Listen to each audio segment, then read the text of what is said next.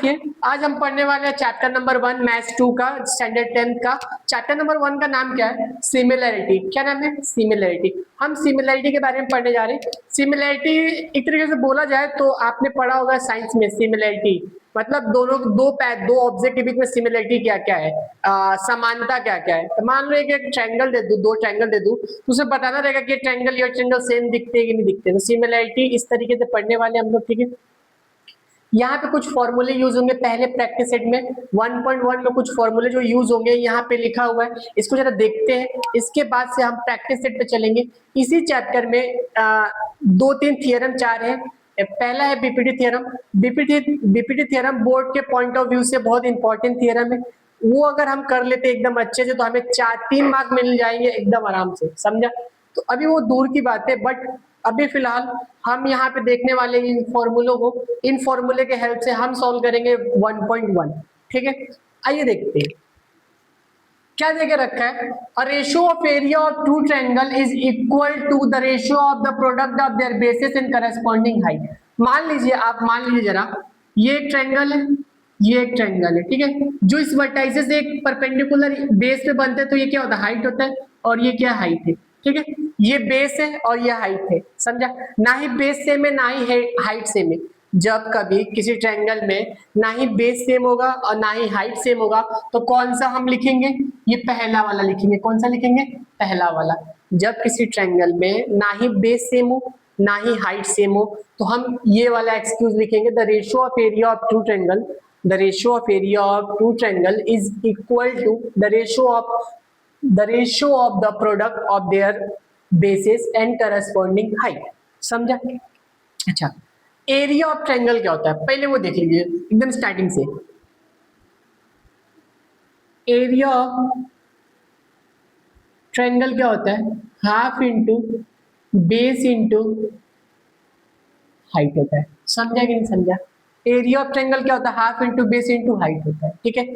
तो हमने क्या यहाँ पढ़ा, दो ट्रायंगल है, यहाँ पे ये दो ट्रायंगल है, इन दोनों में ना ही हाइट सेम है ना ही बेस सेम है। तो हम जब एक्सक्यूज लिखेंगे, जब इसको सॉल्व करेंगे तो कुछ तो इसको रीजन देना पड़ेगा ना कि क्या है। तो उस रीजन में क्या आएगा? पहला वाला आएगा।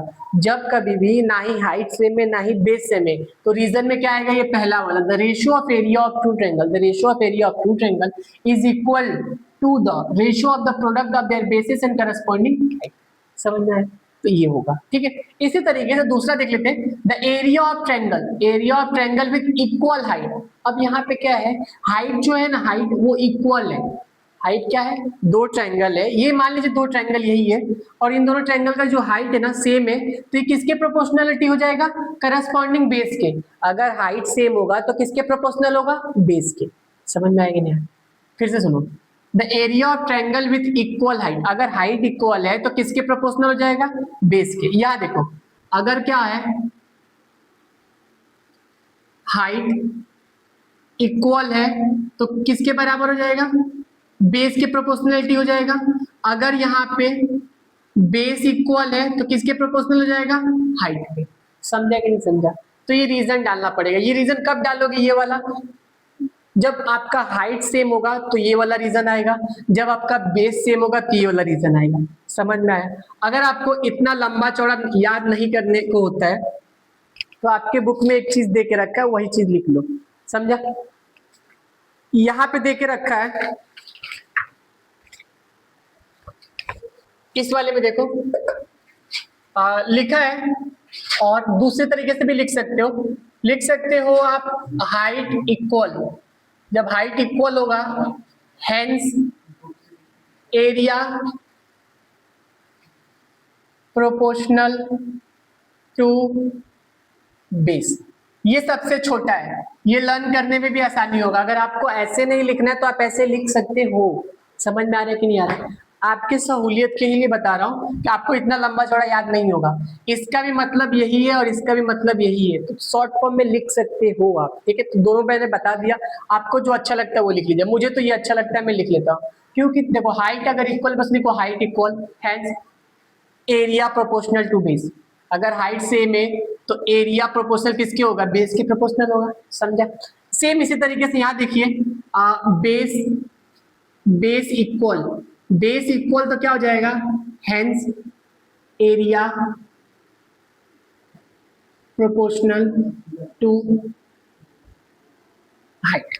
अगर समझा कि नहीं समझा, अगर बेस इक्वल है तो किसके प्रोपोर्शनल होगा, हाइट के। अगर हाइट्स इक्वल है तो किसके प्रोपोर्शनल होगा, बेस के। तो ये तीन चीजें आपको, आई होप आपको समझी होगी, समझा।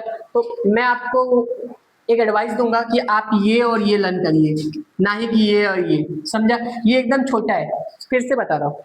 अगर देखो किसी ट्रायंगल में ना ही हाइट सेम है ना ही बेस सेम है, तो ये पहला वाला रीजन आएगा, the ratio of area of two triangle is equal to the ratio of the product of the basis and corresponding height. अगर आपके ट्रायंगल में हाइट सेम है, height equal hence area proportional to base, base equal hence area proportional to height, समझा। सबसे आसान तरीका ये। तो अब इसके बाद हम खत्म आगे पढ़ने वाले हैं चैप्टर नंबर 1 का 1.1 का क्वेश्चन नंबर 1 2 3 4 जो भी है हम सॉल्व करने वाले, सब इसी बेसिक फंडामेंटल पे चलेंगे, समझा कि नहीं समझा। तो इसको लिखिए, देखिए हमने बेसिक पढ़ लिया था, अब हम पढ़ने जा रहे हैं 1.1।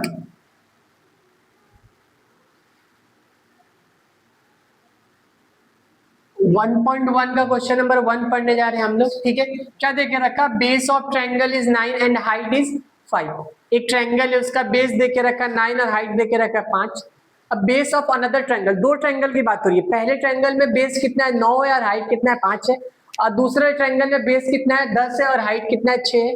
Find the ratio of this triangle, इस ट्रायंगल का रेशियो निकालना है। तो ना ही हमको कोई डायग्राम बना के नहीं दिया है कि स्पेसिफिक इसी से निकालो, हमें सब कुछ सपोज करना पड़ेगा, सब कुछ क्या करना पड़ेगा, सपोज करना पड़ेगा। फिर से एक बार क्वेश्चन आपको समझा देता हूँ। बोल के रखा है a base of triangle is 9 and height is 5। एक ट्रायंगल है, उसका बेस 9 है और हाइट 5 है। सेम ऐसे एक और ट्रायंगल है, another triangle, base of the another triangle is 10। दूसरे ट्रायंगल का बेस कितना है, 10 है और हाइट कितना है, 6 है। हमसे पूछा find the ratio of area of triangle. इन दोनों ट्रायंगल का रेशियो कितना होगा वो हमें बताना है, समझा। तो हम पहले सपोज करेंगे, क्योंकि हमें फिगर दिया नहीं है, हमें सपोज करके सब लिखना है, ठीक है। तो यहाँ लिखेंगे late the area base and height of first triangle B। First area क्या हो जाएगा, एरिया को आप A1 ले लो, बेस क्या हो जाएगा B1 एंड हाइट क्या हो जाएगा H1। समझा कि नहीं समझा, समझ में आ रहा है। देखो मैंने क्या लिया, let the area base and height of a first triangle be A1 B1 and H1, समझा। Similarly, area, base and height of second triangle B A2 B2 and H2, समझा। हमने पहले वाले ट्रायंगल का एरिया क्या लिया, A1। पहले वाले ट्रायंगल का बेस कितना लिया, B1। पहले वाले ट्रायंगल का हाइट कितना लिया, H1, समझ में आ रहा है।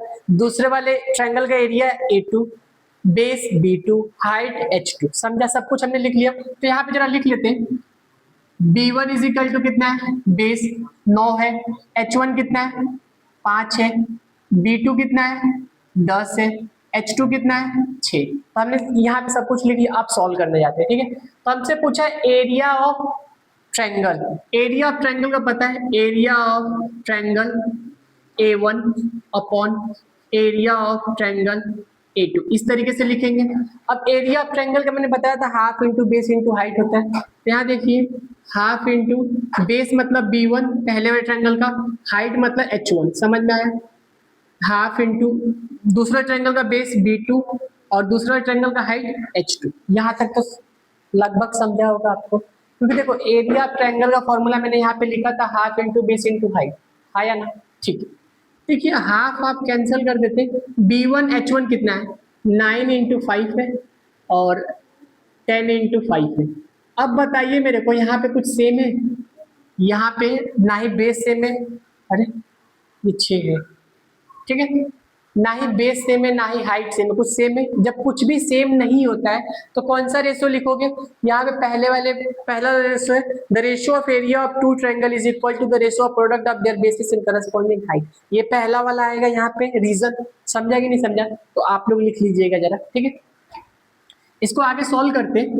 देखो 3 2 जा और 3 3 जा, 5 1 जा, 5 2 जा, तो यहाँ पे 3 इंटू 1 3 हो जाएगा, 2 इंटू 2 ये हो जाएगा 4, ठीक है। इसका रेशियो कितना निकल गया,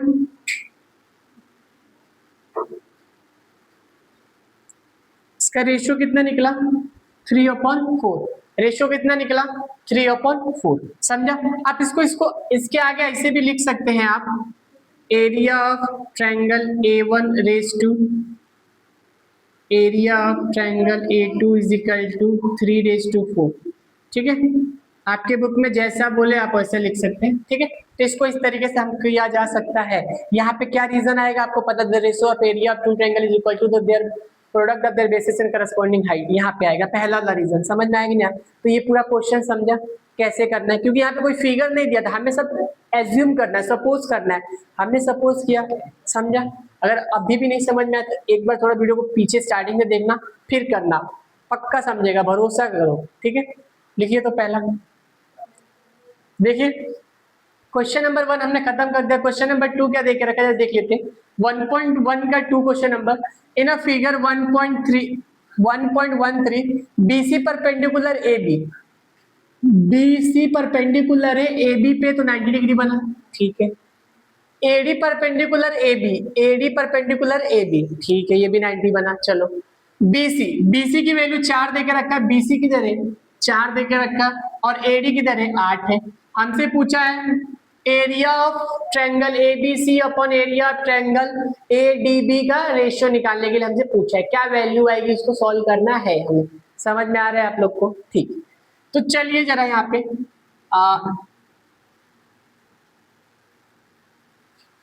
पहले गिवन लिख लेते हैं। गिवन BC परपेंडिकुलर है AB पे एंड AD परपेंडिकुलर है AB पे। BC की वैल्यू 4 है और AD की वैल्यू 8 है। फिर यहाँ पे टू फाइंड, तो triangle ABC upon area of triangle ADB ये हमें फाइंड करना है, ठीक है। अब यहाँ देखिए सॉल्यूशन देखिए, ठीक है। अब जरा आपको बता दूं इसका एरिया कैसे निकलेगा, यहाँ देखिए। अब पहले ये देखिए ABC देखा, फिर ADB दो ट्रायंगल देखे। दोनों ट्रायंगल का बेस क्या है, बेस AB बेस है और ये परपेंडिकुलर हमेशा हाइट होता है, तो मतलब ये हाइट है ये हाइट है और बेस सेम है। तो इस ट्रायंगल में क्या सेम है, बेस सेम है। क्या सेम है, बेस सेम है। तो लिखेंगे यहाँ पे area of triangle ABC upon area of triangle ADB is equal to half into क्या होता है, बेस इंटू हाइट जो भी है, half into base into height जो भी है, हाफ कैंसल, बेस क्या है AB अपॉन AB, दोनों में बेस सेम है। हाइट क्या है, इस वाले में हाइट क्या है BC है और इस वाले में हाइट क्या है AD है। तो AB कैंसल, अब बचा BC की वैल्यू कितनी है, BC की वैल्यू 4 है और इसकी वैल्यू 8 है। अब इसको 4 1 जा 4 2 जा तो 1/2, तो इसका रेशियो कितना आया ABC area of triangle ADB 1/2, कितना आया 1/2। 1/2 कैसा है वो देखो, ठीक है। यहाँ देखो हमें क्या देके रखा है, दो ट्रायंगल देके रखा है ABC ADB, दो ट्रायंगल देके रखा है। दोनों ट्रायंगल में हाइट ये है और हाइट ये है।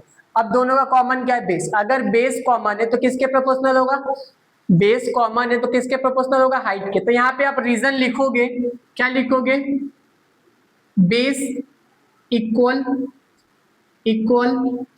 Hence area proportional to height. अगर बेस इक्वल है तो एरिया किसके प्रोपोर्शनल होगा, हाइट के प्रोपोर्शनल होगा। समझ में आया, सही बताना एकदम, समझ में आया कि नहीं आया। अगर आपको समझ में आया तो लिखिए, समझा? कुछ ज्यादा लॉजिक नहीं है, ये रीजन लिखना मैंने आपको बता दिया है। तो यहाँ पे बेस सेम था तो किसके प्रोपोर्शनल होगा? हाइट के प्रोपोर्शनल होगा। मैं आपको स्टार्टिंग से चिल्ला रहा हूँ ये चीज, ठीक है? बस कटपिट करने तो सबको आता है ना? हाँ आता है ना? ठीक है, लिखिए। तो देखिए हमने 1.1 का क्वेश्चन नंबर 1 और 2 हमने खत्म कर दिया। क्वेश्चन नंबर 3 देके रखा है, क्या देके रखा है जरा देखते हैं। In adjoining figure 1.14 set PS perpendicular है आरक्यू पे। ये साइन जो है ना, ये वाला साइन उल्टा है, ये परपेंडिकुलर का साइन है, ठीक है? तो पीएस परपेंडिकुलर सेक आरक्यू पे, पीएस परपेंडिकुलर है आरक्यू पे, तो ये वाले ट्रायंगल का हाइट क्या है? जो परपेंडिकुलर होता है ना वही हाइट होता है, समझ में आया ना? तो जहां जहां आप परपेंडिकुलर देखोगे वो आपकी किसी ट्रायंगल की हाइट होगी, ठीक है? तो पहला था। दूसरा देखिए क्यूटी परपेंडिकुलर है पीआर पे, क्यूटी परपेंडिकुलर है पीआर पे, तो ये आपका एक हाइट है, ये आपका एक हाइट है, ठीक है? हमें आर क्यू देके रखा है 6 और पीआर देके रखा है 12 और पीएस देके रखा है 6 और हमसे पूछा है क्यूटी बताओ, क्यूटी बताओ। तो क्या करेंगे जरा देखते हैं, ठीक है? तो पहले आप लिखोगे गिवन, क्या लिखोगे? गिवन, गिवन लिखोगे पीएस परपेंडिकुलर सेक आर क्यू पे, ठीक है? सेक क्यूटी परपेंडिकुलर सेक पीआर पे, आर क्यू की वैल्यू 6 है, पीएस की वैल्यू 6 है, पीआर की वैल्यू 12 है। टू फाइंड क्या करना है? क्यूटी फाइंड करना है। टू फाइंड क्या करना है? क्यूटी फाइंड करना है, समझ में आया? तो ये आपको 10वीं में ये लिखना ही है, गिवन, फाइंड, सोल्यूशन, ये आपको लिखना ही लिखना है, मैंडेटरी है, समझ में आ रहा है? तो मैं यहाँ से सोल्यूशन कर रहा हूँ, जरा देखिएगा। अब मैं दोनों ट्रायंगल सेम लूंगा, दोनों ट्रायंगल क्या लूंगा? सेम लूंगा। कैसे? देखो area of triangle P R Q, area of triangle P R Q, दोनों में मेरा ट्रायंगल सेम है, दोनों में ट्रायंगल सेम है, बट दोनों का बेस और हाइट चेंज कर दूंगा। पहले वाले में देखो पी आर क्यू में बेस लूंगा, पी आर को बेस लूंगा, पी आर को। अब 1/2 क्यों नहीं लिख रहा हूँ कि 1/2 कैंसिल हो जाएगा, इतना अब आपको आ गया है, ठीक है? तो इसलिए मैं नहीं लिख रहा हूँ, ठीक है? तो पी आर क्या है? बेस है। अगर ये बेस है तो ये परपेंडिकुलर है, और जो परपेंडिकुलर होता है वो क्या होता है? हाइट होता है। पता है चला ना अभी तक? तो यहाँ पे देखिए हाइट कितना हो जाएगा? क्यूटी।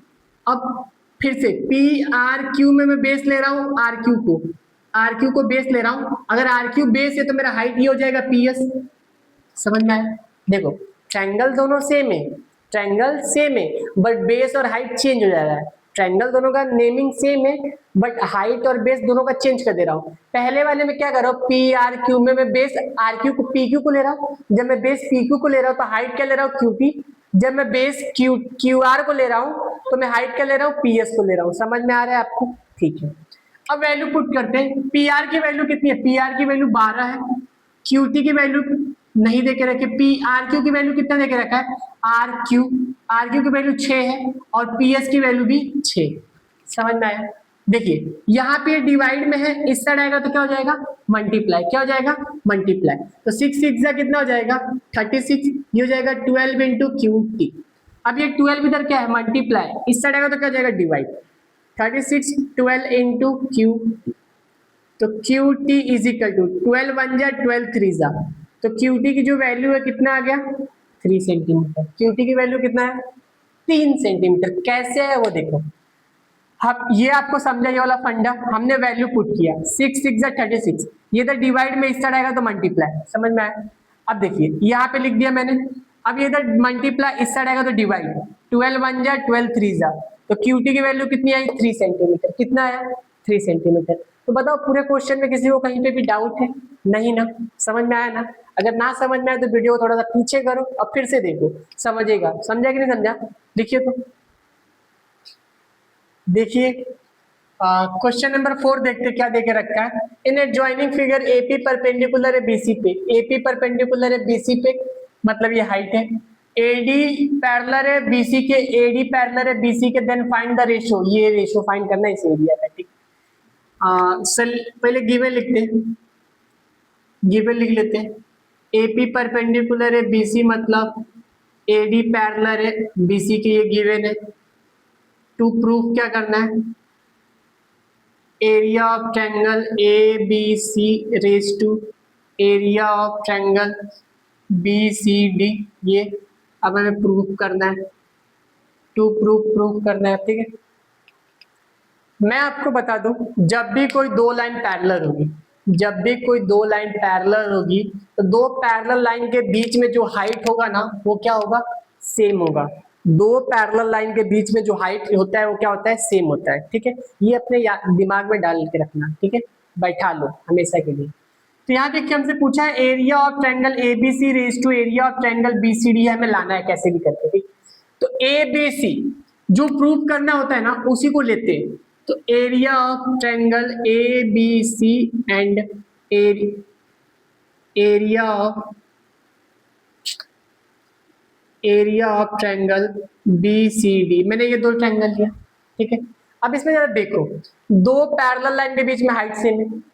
अब ए बी सी देखो, ए बी सी दिखा, फिर देखो बी सी डी देखा, ये देखो base A B C D, base दोनों का सेम है। बेस क्या है, दोनों का सेम है, समझा। यहां देखो, अब अगर बेस सेम है और हाइट भी सेम है तो क्या लिखेंगे, triangle A B C and triangle B C D have equal base and equal height so that in two parallel line then height are same। दो पैरेलल लाइन के बीच में जो हाइट होता है वो क्या होता है, सेम होता है। तो इसके लिए हाइट सेम है और बेस बता ही दिया कि बेस सेम है। तो अब इसका रेशियो कैसे निकलेगा, area of triangle A B C upon area of triangle B C D is equal to half into base. Base क्या है पहले वाले में, बी सी, हाइट क्या है A P, half into B C into A P. ये cancel, तो 1/1 आ गया। Area of triangle A B C, ठीक है, फिर area of triangle B C D, ठीक है। ये जब आ गया ऐसा सब कट गया तो 1/1 आ गया। अब 1/1 आ गया तो क्रॉस मल्टीप्लाई होता है, तो यहाँ करेंगे area of triangle A B C. देखो इसका मल्टीप्लाई इधर किया तो ये हो गया, इसका मल्टीप्लाई इधर करूंगा तो ये हो जाएगा रेस टू, या बराबर लिख लो area of triangle B C D. तो हमें यही चीज निकालना था, समझा। इक्वल बोलो या रेशियो बोलो, बात एक ही होती है, ठीक है। तो हमने ये प्रूव कर लिया, तो हम यहाँ पे क्या लिखेंगे, एच पी, हैंस क्लियर हुआ। देखो फिर से इसको बता देता हूँ आपको, जब भी दो लाइन पैरेलल होती है तो दो पैरेलल लाइन के बीच में जो हाइट होता है वो क्या होता है, सेम होता है। अगर हाइट सेम है, ठीक है, मान लिया हाइट सेम, तो देखिए ए बी सी डी दोनों का बेस सेम है, हाइट और बेस सेम है, दोनों सेम है। सब कट के क्या बचेगा, 1/1 बचेगा। अब क्रॉस मल्टीप्लाई करूंगा, हमें ये चाहिए था, हमने ये ला दिया है। समझ में आया कि नहीं आया, क्लियर हुआ, ठीक है। तो क्वेश्चन नंबर 1.1 का क्वेश्चन नंबर 1 2 3 4 खत्म कर दिया। क्वेश्चन नंबर 5 पे चलते हैं, ठीक है। लिखिए, हाँ यहाँ देखिए क्वेश्चन नंबर 4 हमने खत्म कर लिया। क्वेश्चन नंबर 5 करते हैं। क्वेश्चन नंबर 5 के सब क्वेश्चन 4 है, जरा उसको निपटा देते फटाफट देख के। यहाँ पहला क्वेश्चन क्या देखा, पहले फिगर क्या देखे रखा वो देखिए। इन एडजॉइनिंग फिगर क्या बोलता है, पी क्यू परपेंडिकुलर है बीसी पे, पी क्यू परपेंडिकुलर है बीसी पे, ठीक है। फिर बोला है एडी परपेंडिकुलर है बीसी पे, ठीक है। दो चीजें परपेंडिकुलर है बीसी पे, जो परपेंडिकुलर होता है वही क्या होता है, हाइट होता है। समझा कि नहीं समझा, ठीक। यहाँ पे क्वेश्चन देके रखा है area of triangle P Q B upon area of triangle P B C निकालना है, हमें निकाल के देना है, ठीक है। तो कोई बात नहीं, सोल्यूशन देखते जरा। Area of triangle P Q B upon area of triangle P B C is equal to half P Q B. देखो पी क्यू बी दिख रहा है, पी क्यू बी। बेस क्या है, बी क्यू है, बी क्यू, और height क्या है, पी क्यू है। मैंने बोला था जो परपेंडिकुलर होता है वही हाइट होता है, समझा कि नहीं समझा। तो पी क्यू बी में बेस है बी क्यू और हाइट है पी क्यू, क्लियर हुआ, ठीक है। Upon half into P B C, P B C, P B C, P B C. तो बी सी क्या है? बी सी बेस है। बी सी क्या है? बी सी बेस है।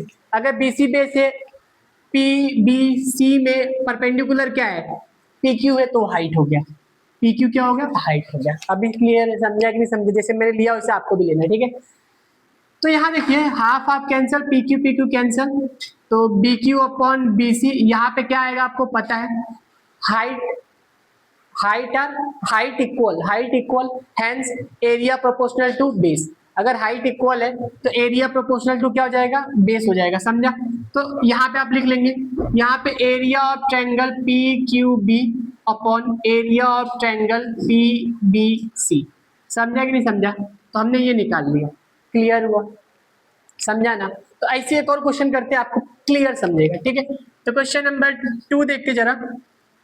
Area of triangle PBC upon area of triangle ABC, हमें ये निकालना है, ठीक है। सोल्यूशन जरा देखते हैं। Area of triangle PBC upon area of triangle ABC is equal to, ठीक है। PBC देखो, PBC, PBC में बेस क्या है? BC और हाइट क्या है? PQ है। तो यहाँ पे लिखेंगे half into base BC into height PQ। यहाँ तक आपको क्लियर है? हाँ या ना? ठीक। ABC, ABC में बेस क्या है? BC है। बेस क्या है? BC और हाइट क्या है? AD है। हाइट क्या है? AD है। Half half cancel, BC cancel, PQ upon AD। यहाँ पे क्या आया?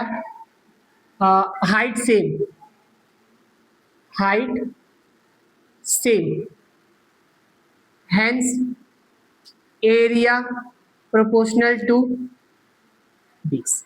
समझा कि नहीं समझा? अगर हाइट सेम है तो किसके प्रोपोर्शनल हो? अगर बेस सेम है तो किसके प्रोपोर्शनल हो? सॉरी, यहाँ पे बेस सेम है ना, बेस सेम तो किसके प्रोपोर्शनल होगा? हाइट के। समझा? जब कभी भी बेस क्या है? बेस सेम है तो किसके प्रोपोर्शनल होगा? हाइट। यहाँ पे क्या सेम था? हाइट सेम था। यहाँ पे क्या सेम था? हाइट इक्वल, तो किसके प्रोपोर्शनल होगा? बेस के। समझा कि नहीं समझा? तो क्वेश्चन नंबर 4 का 1 2 हमने खत्म कर दिया। एक और कर लेते और एक आपके लिए होमवर्क, यहाँ थर्ड वाला कर लेते जरा फटाक से। Area of triangle ABC upon area of triangle ADC। यहां देखिए सॉल्यूशन,